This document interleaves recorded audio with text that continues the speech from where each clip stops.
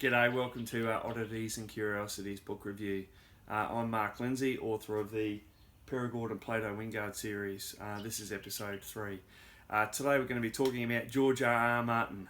No, not the Game of Thrones. His early 1981 novella, Sandkings. This is a really interesting piece of science fiction. It has a real Twilight Zone Outer Limits feel about it. In fact, when the Outer Limits were doing their reruns back in the 80s, they actually used Sandkings as one of their episodes. Sandkings is about this bloke. His name is Simon Cress. He's a wealthy playboy, bit of a douchebag sort of a guy. He collects these exotic animals. He's always on the lookout for something new. Bored, he finds this company, Wowen Shade, and they have these gigantic terrariums full of these Sandkings. The Sandkings are these alien sort of insect ant-like creatures that use the sand to construct castles and amazing sculptures. This fella, Chris, he buys the Sandkings and has a gigantic terrarium built in his house. Due to the constraints of the size and everything inside of his house, the Sandkings don't grow very big, and the Cress gets bored with them. So what he starts to do is, inside the terrarium there are 4 different colonies of these creatures. There's black ones, white ones, red and orange. So he decides to start starving them. So in essence, the little bits of scraps of food that he does throw in, the different colonies fight against each other.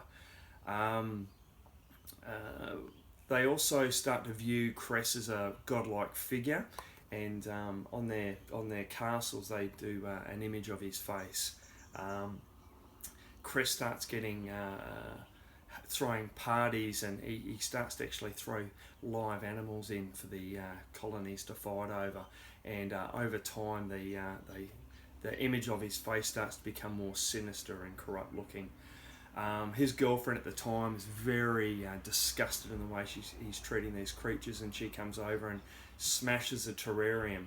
Cress kills her as the Sandkings come out of the terrarium, and he flees the estate. He eventually returns to find that his estate is now, the Sandkings have started to evolve, and the different colonies are now taking root within his estate. All except for the orange ones, which he's unable to find. He employs some assassins to kill some of the colonies, and is successful to a degree. He's unable to kill the white one. He ends up ringing the